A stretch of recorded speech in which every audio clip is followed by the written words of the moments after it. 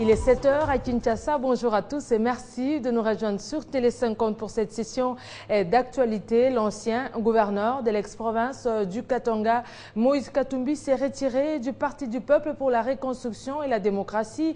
Il l'a fait savoir mardi dans une correspondance adressée à son secrétaire général Henri Movasakani.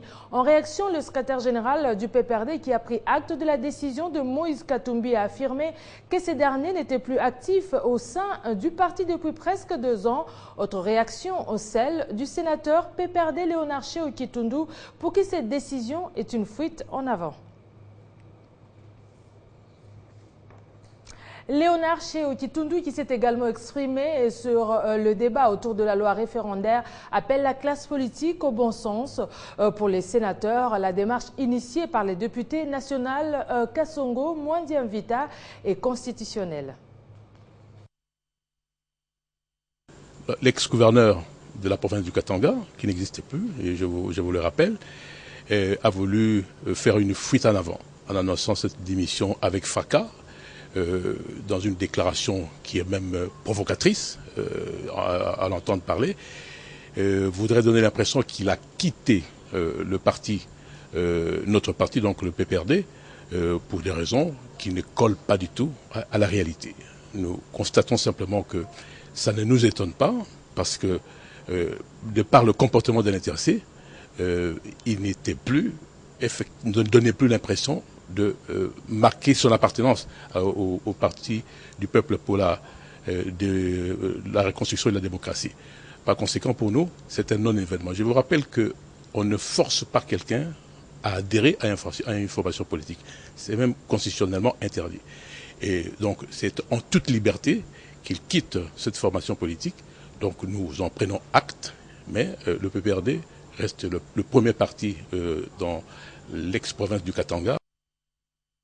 Après le réaménagement technique au sein du gouvernement Matata II, l'heure est à la remise et reprise dans les ministères concernés, et notamment au ministère de la Défense nationale et des hydrocarbures, où la permutation a eu lieu entre Crispin Atama, un nouveau ministre de la Défense, et Mengo Imukena, qui prend les commandes des hydrocarbures.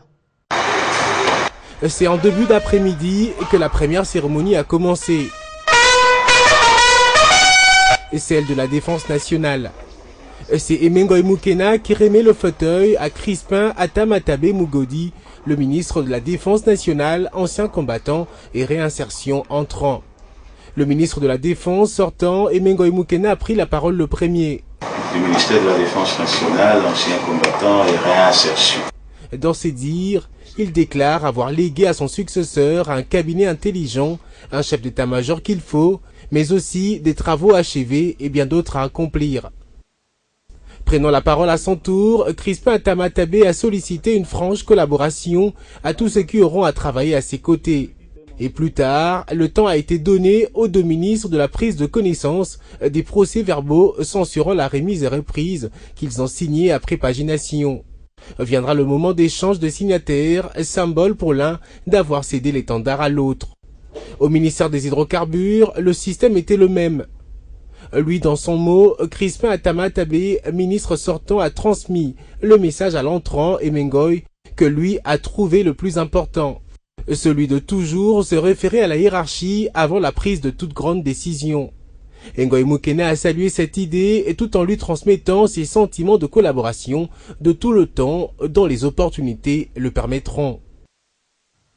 À la fonction publique, Jean-Claude Kibala passe le témoin à Pascal Issumbicho, qu'il a présenté aux étudiants de l'École nationale de l'administration et fait visiter le bâtiment de la fonction publique en pleine réhabilitation. Jean-Claude Kibala a également présenté à son successeur la situation générale de la fonction publique et la réforme de l'administration qu'il avait enclenchée. Remise et reprise toujours, l'ancien ministre de la Jeunesse, Sport et Loisirs Samalou Konde Kienge a passé également le flambeau à Denis Kambaï Simbumbu. Le nouveau patron des sports a promis de travailler dans la continuité des réalisations laissées par son prédécesseur. C'est dans cette ambiance de gradin habituellement vécue dans nos différents stades qu'a eu lieu la cérémonie de remise et reprise ici au ministère des Sports ce mardi. En présence de l'ensemble du mouvement sportif congolais, la première impression à retenir est que Kambayi Chimbumbu Deni appartient véritablement aux sportifs de la RDC. Les images peuvent en témoigner. Il est 11h passé des 20 minutes. La cérémonie démarre sous cette chaleur à l'intérieur de la salle d'audience comme à l'extérieur. Pas de place. Difficile même pour la presse de prendre les images. Et en se faufilant, nous sommes parvenus quand même à trouver de l'espace.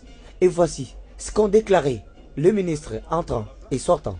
Au ministre présent, je voudrais sincèrement, tout en lui présentant mes félicitations, lui souhaiter bonne chance à la tête de ce ministère.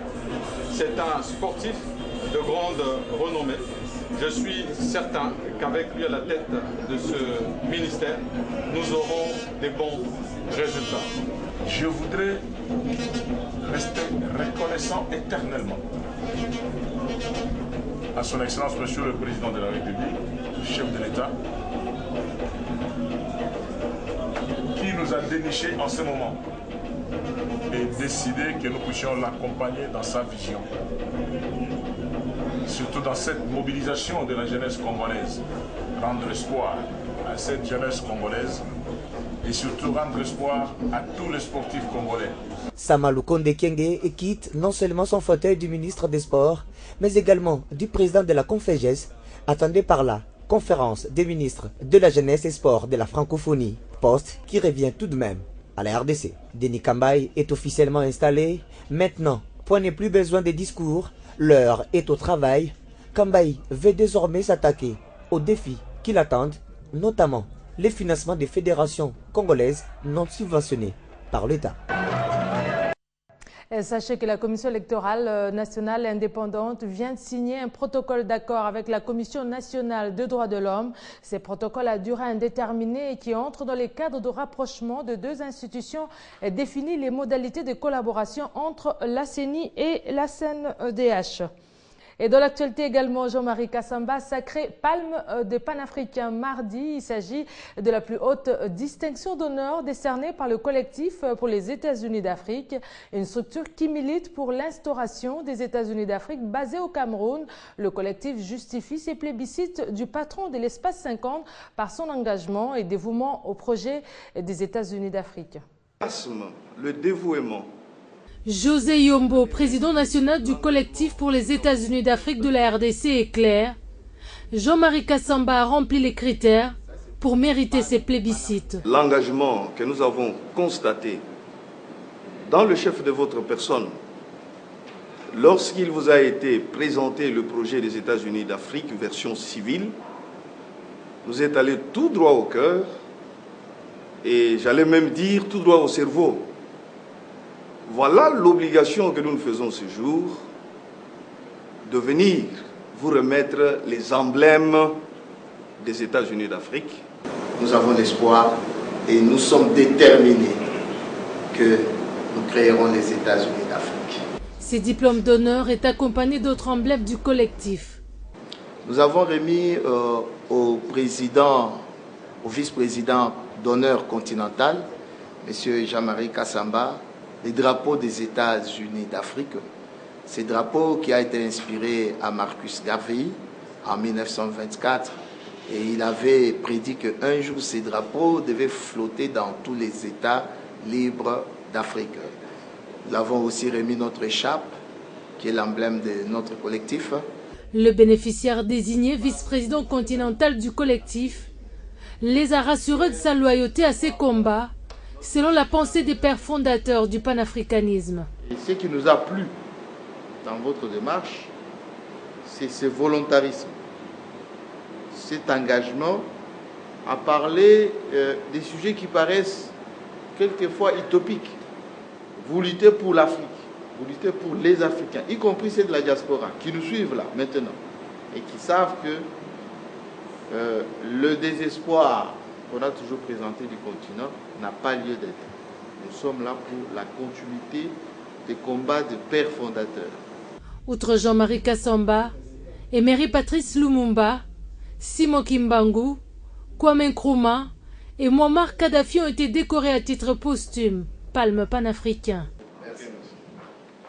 Dans le reste de l'actualité, au Burkina Faso, les hommes du régiment de sécurité présidentielle, encore étranchés dans une caserne de la capitale, ont fini par déposer les armes mardi dans la soirée après l'assaut des forces loyalistes qui avaient pris position autour de ces camps dans la matinée. Le camp de l'ex-régiment de sécurité présidentielle est désormais sous le contrôle des forces loyalistes. Le général Ndiendere, qui se trouve en sécurité, assure que quand la situation sera calme, il se mettra à la disposition de la justice. En Centrafrique, la journée de mardi a encore été marquée par des affrontements, en particulier dans la zone de l'aéroport. Une fois encore, le couvre-feu censé débuter à 18h, heure locale, n'a pas été respecté. Tout en appelant au calme, la présidente de transition Catherine Samba-Panza dénonçait mardi sur RFI les ennemis de la paix, et notamment les groupes armés qui exploitent certaines ressources naturelles et n'ont pas intérêt à ce que la situation change. Et en bref, toujours après les États-Unis, l'Union européenne devra adopter jeudi 1er octobre des sanctions contre 4 proches du président burundais Pierre Nkurunziza. Ces sanctions qui consistent en une interdiction des visas et le gel de leurs avoirs dans l'Union européenne et des personnalités responsables de la répression de ces derniers mois. Et puis en sport, le Daring Club Motema Pembe prend les commandes de la zone de développement centre-ouest après la victoire sur les monstres de Dragon Bilima mardi au stade Tata Raphaël. 2 victoires en 2 sorties pour les DSMP. Le vert et blanc de Kinshasa ont dicté leur loi sur l'amical sportif Dragon Bilima en leur infligeant un sanglant 5-0. Loin de faire le poids, les monstres ont marqué de quoi répondre aux hommes de Zahira Mweni. On lance là-bas. C'est un véritable festival début offert ce mardi aux nombreux supporters verts et blancs de Kinshasa qui ont effectué les déplacements du stade Tata Raphaël. Pas de temps d'observation pour les hommes des Zahira Mweni qui trouvent les chemins défilés de la 4e minute. Koné est à la conclusion de cette action. Les monstres ont à peine le temps de faire la remise en jeu lorsque Toulengue double la mise 3 minutes après l'ouverture du score. Les Daring mènent 2-0. Puis 3 avec un deuxième but signé Koné. La défense des monstres prend alors l'eau de tous bords avec un 4e but signé Salif Cissé. 4-0, score qui va avec les 2 équipes à la pause. Au retour des vestiaires, l'amical sportif Dragon Bilima trouve de quoi arrêter l'hémorragie. Les monstres tiennent les coups jusque dans les ultimes minutes de cette opposition, mais ils encaissent à nouveau. Cette fois, c'est Lelombele qui inscrit son nom dans la liste des buteurs à la 90e minute. 5-0, les Daring l'emportent et prend seul la tête de la zone centre-ouest avec les maximums de points, soit 6 en 2 sorties. Et tout de suite, le rappel des principaux titres après le réaménagement technique au sein du gouvernement Matata 2. Place à la remise des reprises dans les ministères concernés. Au ministère de la Défense nationale et des hydrocarbures, la permutation a eu lieu entre Crispin Atama et Mengoy Mukena. Emile Mota prend les commandes du ministère de l'Agriculture, Pascal Isumbisho, et ces 2 fonctions au public. Et puis retour à la normale au Burkina Faso, l'assaut contre l'ex-régiment de sécurité présidentielle s'est terminé sans grande résistance. Le camp de l'ex-RSP est désormais sous le contrôle des forces loyalistes. Le bilan reste inconnu. Voilà qui referme complètement ce journal sur Télé 50. Merci de votre